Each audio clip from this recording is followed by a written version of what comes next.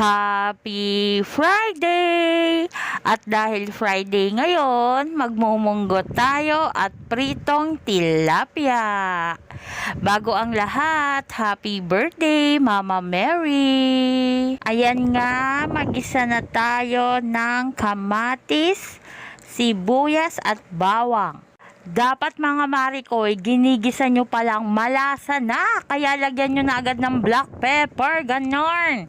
Tapos i-boost nyo na ang inyong munggo or balatong. At syempre, ang pinakawag nyong kakalimutan, lagyan nyo ng isang pork cubes dahil yan lang ang magpapalasa sa ating munggo for today's video. Dahil ang ating sahog ay chicharon at malunggay. O, diba? Napakasimple pero